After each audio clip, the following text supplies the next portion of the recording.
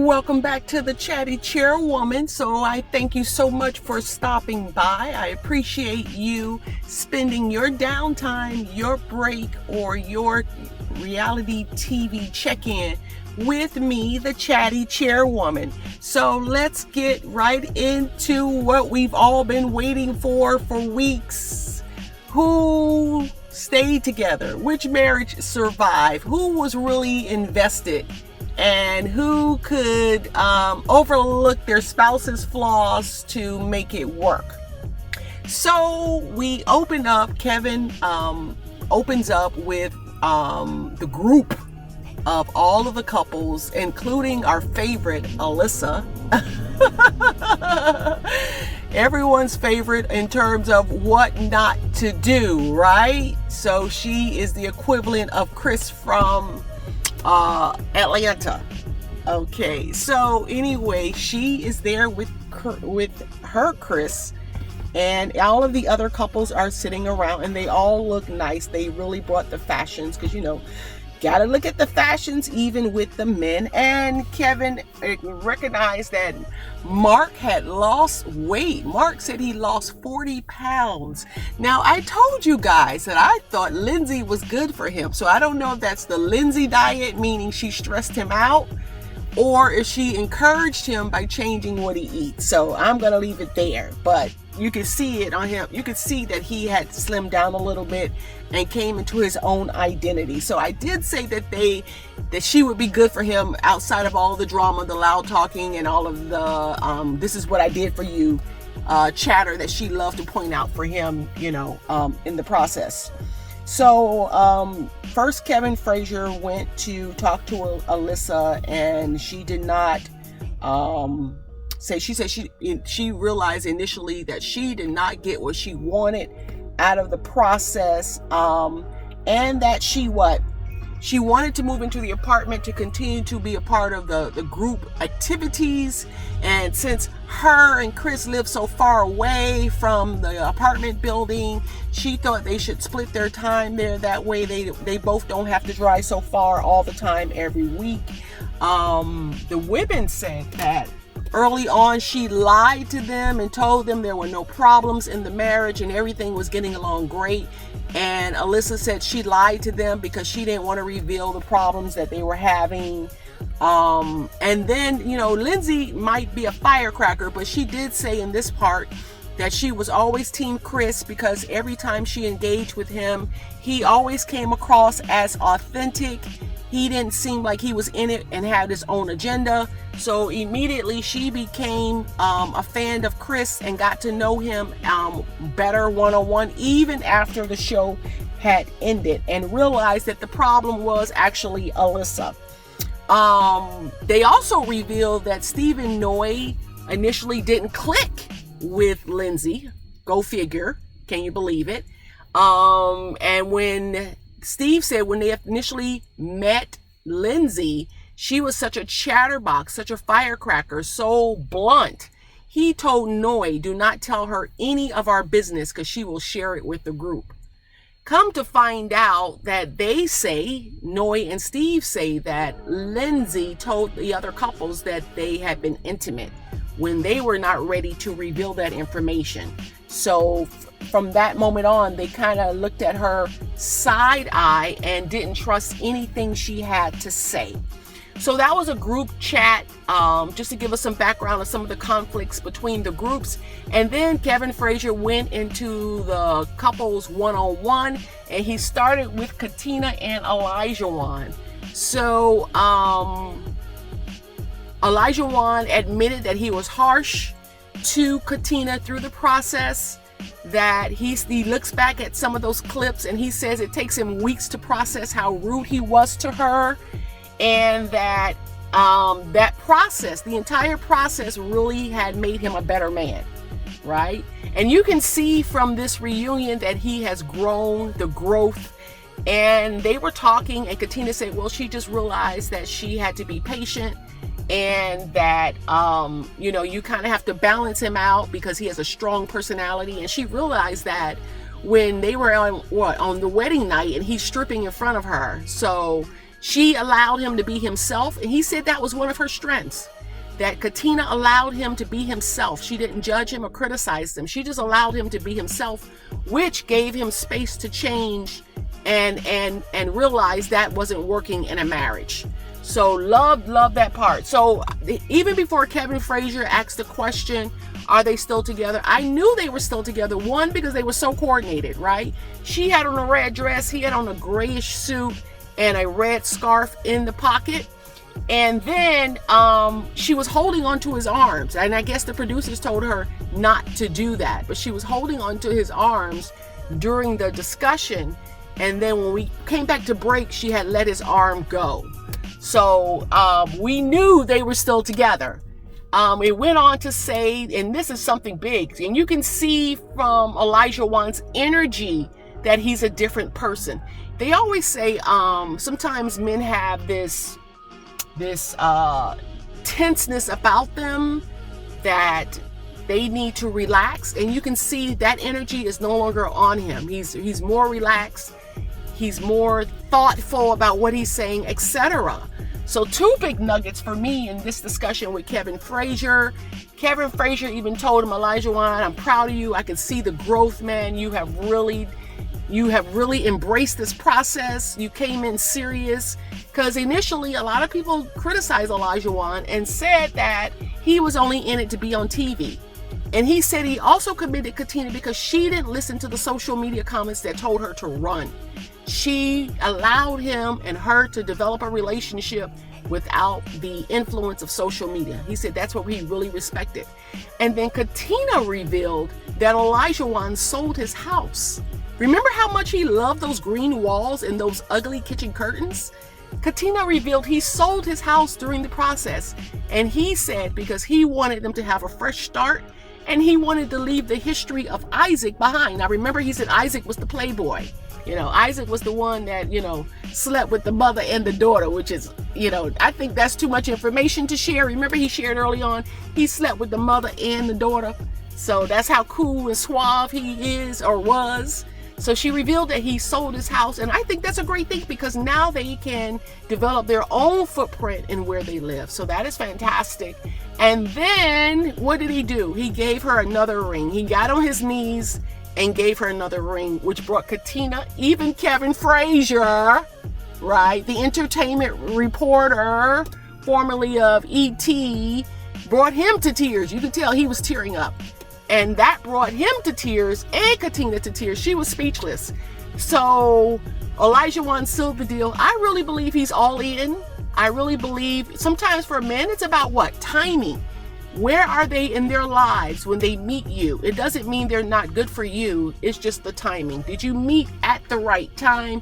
Did the guy meet her at the right time, or did she meet him at the right time? So clearly they both were ready. Their hearts were open, and they both said, let's put all of the single life behind, and they came in and the timing was perfect. So Olajuwon totally flipped the script.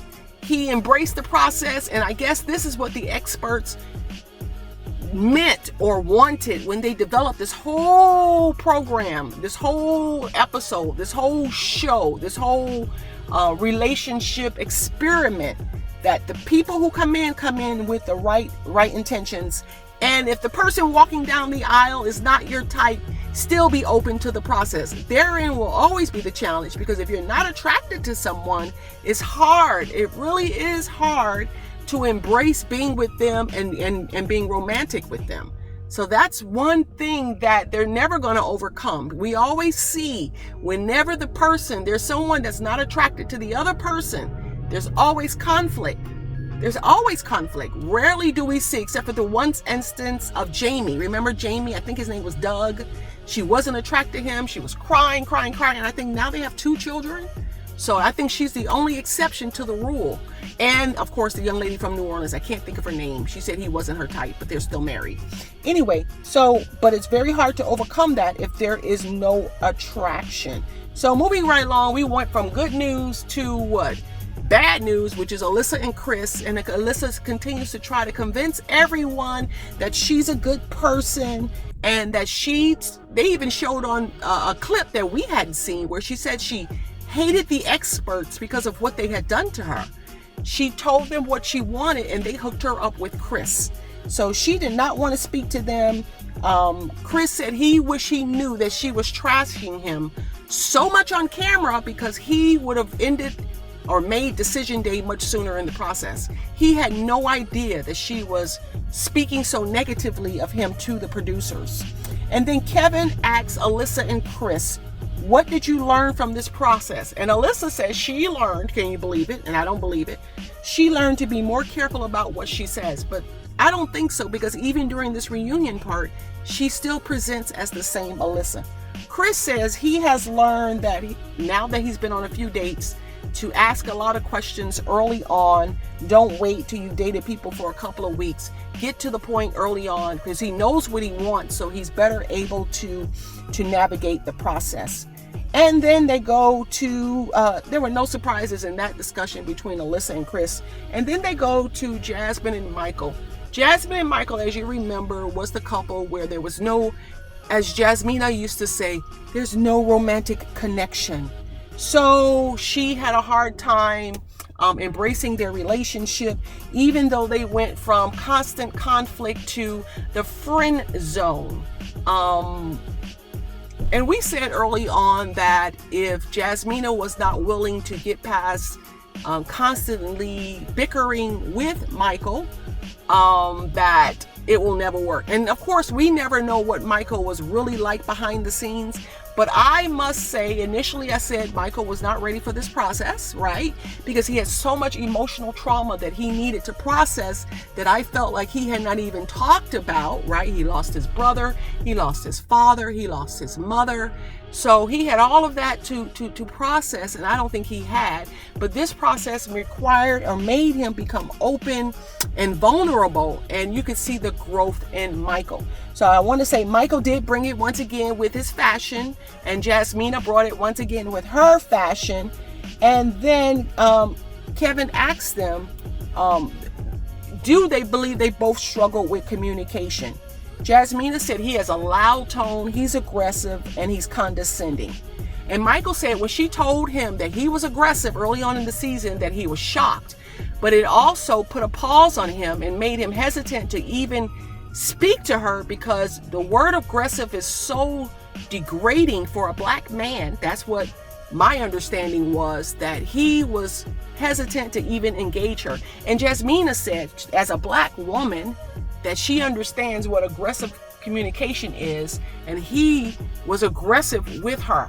So for her, it was a total turnoff, and she could not get past it. So I guess that was beyond that. But she also kind of admitted he wasn't her type. So when she saw him initially, he was never her type. That's why Jasmina never allowed him to romantically pursue her. He just wasn't her type. And maybe he wasn't tall enough. We just don't know, but he wasn't her type. That was clear, because that's why she kept saying, I'm not romantically there. I'm not attracted to him. And then they said that the real turning point for their relationship was when Dr. Viviana gave them the exercise that broke the ice. She asked him to trust her more, and he said he would do that. He would open himself up to trusting her more.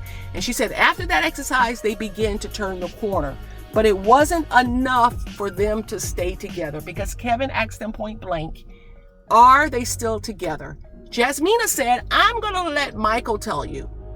So Michael said after 12 days together, he called Jasmina. Now remember, they did not move in together, but she said she was texting him every day, and he only made one attempt to see her in person in that time.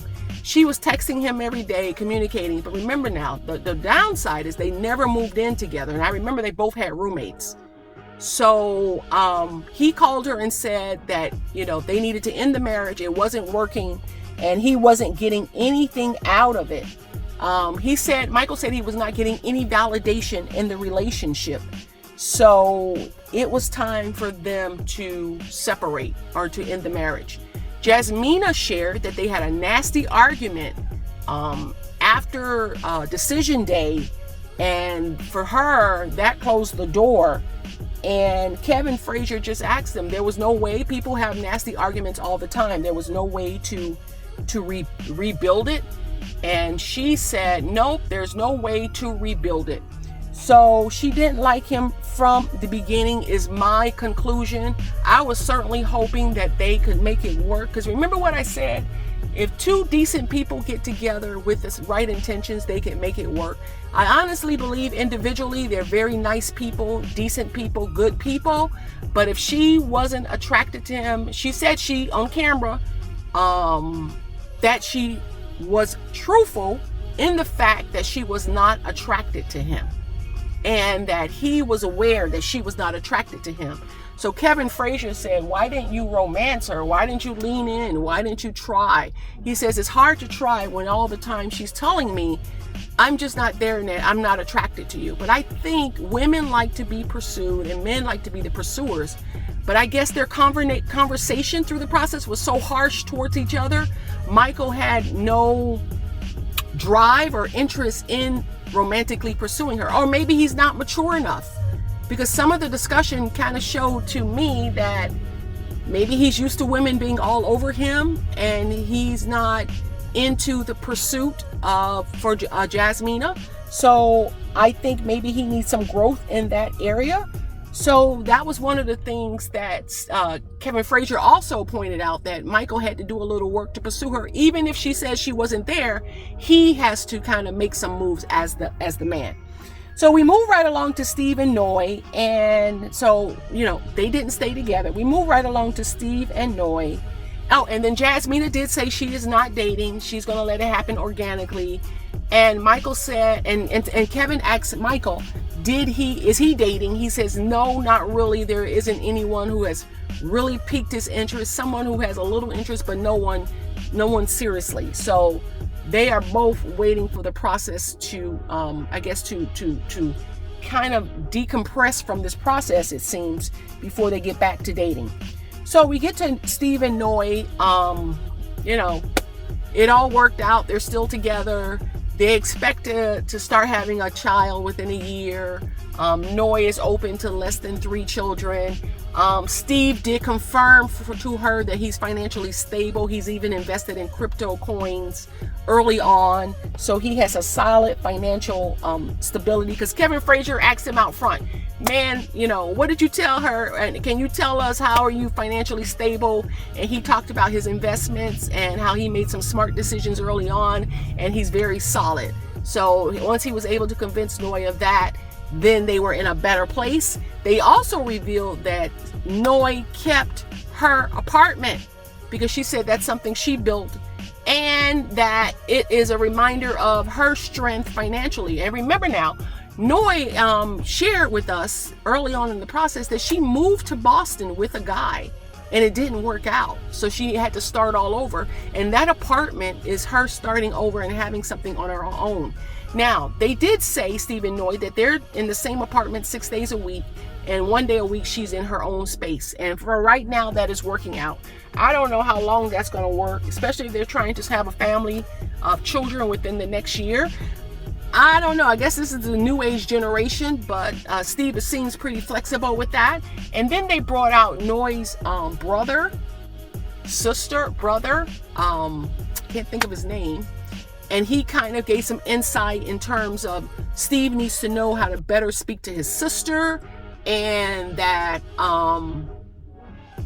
Noi has to be honest about how she feels. And then they brought up the part about how Noi watched her parents struggle when she was younger. That's why finances are such an issue for her, and that Steve's stability was key to them staying together.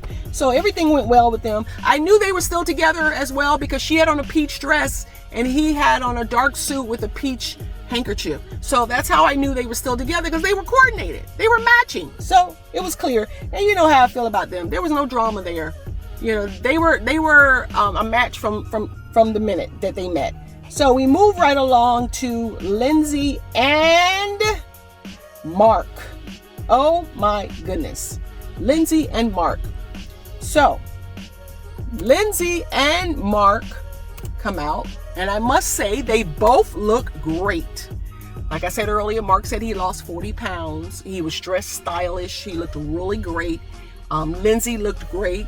She looked really good. I said, the show didn't do her justice because she's a lot prettier, because cameras and all of that. She looked great as well. They both looked great. But they got right into it, and they talked about, Kevin Frazier asked them about how they should have handled things differently. How could they have handled things differently? And Lindsay said, yes, she could have handled things differently. She could have said things differently. And Mark said he should have spoke up more during the marriage because she really is a firecracker and she will try to dominate if you don't speak up, and she will try to rule you.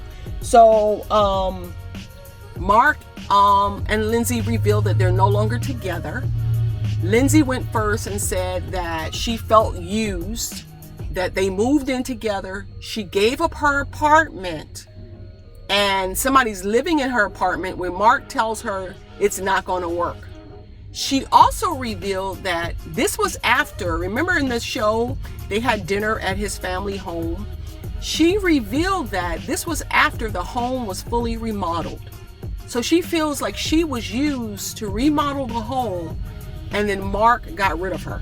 Remember I told you, Lindsay was an upgrade for Mark. She was going to push him out of his comfort zone. She was going to help him see life in a fulfilling way. She was going to bring him to a fulfillment in life in all areas of his life. So he was motivated to redo the house. He lost 40 pounds. He said she said she helped him find a job or career where he's making more money than he ever made, right? I knew that that's what Lindsay would push him to do, but he didn't like her in that process, but she was good for him. I kept saying she's good for him. If he could have got over her tone and her abrasiveness and her lack of filter, I think Mark would go even further. But in all areas of his life, he did better because of Lindsay. And sometimes you need someone in your life that's going to what? Call you on your stuff, get you out of your comfort zone, help you see what you're capable of, and help you be the best person that you can be. So basically, she was his wife coach, right? Even though he didn't like all of the arguing that went with it. But people like that who are brutal because they get it done. So, it's a toss-up. And I am sure it's hard to be married to such a person. But he went on to say, even though she helped him in all of those areas, she was too volatile. He said there were too many volatile arguments and he just couldn't handle it. He says he was bullied as a kid, and he says Lindsay was the number one bullier in his life. So Lindsay says that after redoing the house, he threatened to kick her out, to change the locks after she had already given up her apartment. And then Mark countered by saying, well, they fought every single week. She fought with him about an Instagram post, and he felt threatened and bullied all the time. And she reiterated that she felt Mark was using her to redo the home. And then she wrote she wrote down this comments because she said she wanted to make sure she covered everything. And she said it's called the Lindsay effect, and how she brought so much into his life. She helped him get the highest salary in his life. It was called the magic of Lindsay, and having her around made his life better and more fulfilling. And then Mark admitted that a lot of his life with her was very positive, but he couldn't get past the explosive fights. He just could not. And Lindsay said that Mark is more interested in listening to his friends and social media than to his wife. Now, she did say early on that he loves social media, that social media is his number one thing. He's constantly on social media. She can't get his attention, blah, blah, blah, blah, blah, blah, blah. So that is the thing she did say early on. So maybe that's why his life is so chaotic, because he's so concerned about what people think and not focused on what's in front of him and how to make that part better. But she did say that early on, so that continued to be a problem. So they gave us updates on their lives, and Lindsay said that she moved to California. because she wanted an area with no snow where she can focus on herself and not be having to support her family. She wanted to move far away from people. So I guess she's the person that people calls when they're in trouble. You know, there's always someone in the family that's trying to rescue or has to rescue everybody. She wanted to get away from that, and she wanted to find some people. She moved to Palo Alto, I think. She says she wanted to find someone that's more intellectual. She's usually dating engineers because they're so smart. She needs someone that's an intellect. And Kevin Frazier asked her, was Mark an intellect? And she said no. So, and I can understand why Mark couldn't put up with that, because that's totally disrespectful. And that says there's a little something off about someone who's so blatant and hurtful, and not even aware, right? Not even aware that they are hurting you. What do they call that? Lack of emotional intelligence, where you don't even know or aware that you're hurting someone's feelings repeatedly. So she says she is dating. And then Mark gave his update. He said he's working at a career where he has his highest salary. He just passed the exam to become a firefighter. So I guess that explains why he lost weight, because he knows he has to be in shape to be a firefighter. And he said he's not dating now. And then Kevin Frazier said, well, I hope that you guys can become friends at some point where you can communicate and look back on this experience and see the benefits. And Lindsay said she doesn't want to be his friend. Wow. Lindsay is hurt. And let me say something. When you help people, you have to do it for your own benefit, meaning from the satisfaction of you are helping someone. You cannot tie to it the expectation that they're going to be grateful, that they're going to thank you, that they're going to acknowledge you. Because 10% of the time, will that acknowledgement and thankfulness and gratefulness meet your satisfaction? So if you have any expectation that they're going to be grateful and thankful, don't do it. Because you know what will happen? You'll be upset and angry, and you know what? A couple of series of those kind of events, it will drain you and it will discourage you. So I'm sure we can see from Lindsay, she helped him she was there for him when he lost his cat. She was there to help him clean out of his apartment with all the bed bugs. She was there for him when his mom needed support. I mean, he had a lot of issues. I said it in the earlier review. Mark had a lot of issues. He probably shouldn't have been on the show. He probably should have had some more stability before he came onto the show, because he had a lot of things out of order, and she was the perfect one to help him get into order. So maybe her only assignment for this show was to just get Mark on track with his life, and she will reap the benefits in another relationship. But if you're going to constantly throw in someone's face what you've done for them, then don't do it. Because I know it's hurtful. Absolutely. We all know it's hurtful, especially if they don't appreciate it to the degree of what it cost you. But don't do it. If you need that validation, don't do it. That's my recommendation. When he was over there cleaning out his apartment, he should have called his friends. When he needed help with his mother, of course, she's his wife, she should have gave him some recommendation. But he had too many problems. And then to keep her around to redo the house, I kind of believe that. He saw her strengths. He saw that she said she called the contractors and everything. He saw all of that in her, and he waited it out. In that regard, I kind of believe it, because he wasn't going to remodel the house. Lindsay was the one that talked him into it. I remember she said, if we're going to live here, then we have to make it our home. So he took that bait. So even though people present as good, that doesn't mean their intentions sometimes are off, or not. They may not be evil, but they're not in your interest. They're only in their interests. So in that regard, I do believe he wanted her to be a part of the redo, but in the back of his mind, he knew he was going to exit stage right. And I think, if I remember correctly, in the Let's Predict, I said Mark was going to leave Lindsay. I said it. I also said Olajuwon was going to leave Katina, but I was wrong. And I'm glad I was wrong, right? And for Jasmine and Michael, I think I said Jasmina was going to leave Michael, right? I think. And Steve and Noy, they were the safe bet. But we shall see. I want to see Katina and Olajuwon in about 6 months and see how that goes. Where are they in 6 months?